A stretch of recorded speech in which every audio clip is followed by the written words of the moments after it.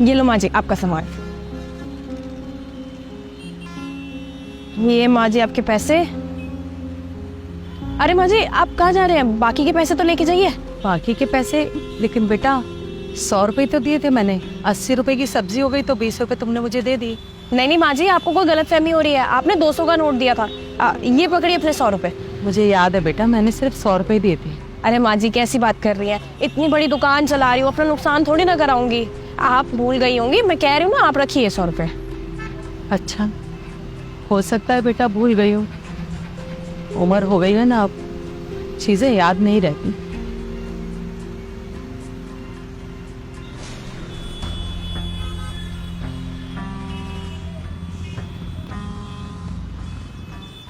ये लीजिए माता जी, ये आपका सामान। 200 रुपये हो गए आपके। हाँ बेटा ये लो। धन्यवाद। अरे माता जी कहाँ जा रही हैं? रुक जाइए, ये अपने पैसे तो लेके जाइए। पैसे? बेटा ये 200 रुपए का सामान है और मैंने 200 रुपए तुम्हें दिए, फिर पैसे कैसे? अरे नहीं, आपने मुझे 500 का नोट दिए, तभी तो बोल रहा हूँ बच्चे हुए 300 रुपये ले जाइए आप। नहीं बेटा, मैंने 200 रुपए दिए थे, मुझे याद है अच्छे से। अरे माँ जी कमाल की बात करती हैं, क्यों हमको पाप का भागीदारी बना रही हैं? किसी के हक की कमाई खाएंगे तो हमको पाप लगेगा। ये लीजिए आपके 300 रुपये। आजकल याददाश्त को क्या होता जा रहा है, हर चीज भूल जाती हूँ। 500 रुपए देकर खुद ही भूल गई।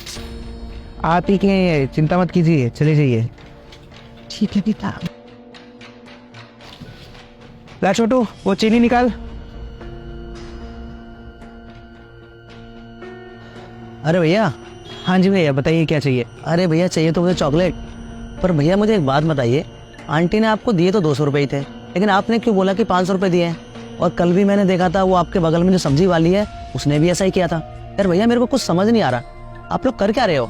दरअसल भैया बात पता है क्या है, ये आंटी इसी मोहल्ले में रहती है और दिल की बहुत अच्छी हैं। हम इनके परिवार को पिछले 5-6 सालों से जानते हैं, लेकिन पिछले साल क्या हुआ कि इनके पति की किसी वजह से डेथ हो गई और इनके जो बच्चे थे वो विदेश में जाकर सेटल हो गए और इनको पूछते तक नहीं है। यहाँ तक कि जो अंकल की पेंशन भी आती है ना, किसी तरह से जुगाड़ लगाकर वो सब बच्चे ले जाते हैं, इनके लिए कुछ नहीं छोड़ते यहाँ पे। और कुछ दिनों से तो इनका गुजारा करना भी मुश्किल हो गया था।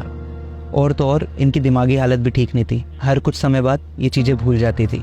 तो तब से हम सब मोहल्ले के दुकानदारों ने एक फ़ैसला किया कि जब भी ये कोई सामान लेने आएंगी तो इनको हम पैसे ज़्यादा वापस कर दिया करेंगे, ताकि इनसे इनकी थोड़ी मदद हो जाए, क्योंकि ये चीज़ें भूल जाती हैं तो इनको समझ भी नहीं आता। इस तरह से इनके पास पैसों की कमी नहीं आती और इनका गुजारा चलता रहता है। तो भैया आप इनको सीधा सीधा मदद कर दो ना फिर।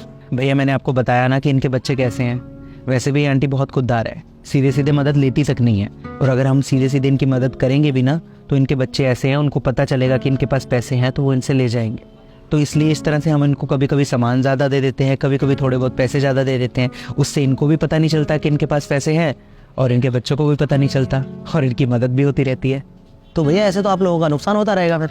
नहीं भैया, ऐसी कोई बात नहीं है। वो कहते हैं ना, जब कोई अच्छा काम करने जाते हैं तो भगवान भी साथ देता है। जब से हम दुकानदारों ने इनकी मदद करना शुरू किया है ना, आप मानेंगे नहीं, तब से हमारी गाहकी दोगुनी हो गई है। बहुत सारे ग्राहक आने लग गए हैं हमारे यहाँ पर। अब पता नहीं ये भगवान की माया है या क्या है। अरे वाह भैया, अगर आप जैसे लोग समाज में रहेंगे तो कभी किसी को परेशानी नहीं आएगी। ये तो बहुत अच्छा काम है। धन्यवाद भैया। अच्छा बताइए आप क्या लेंगे?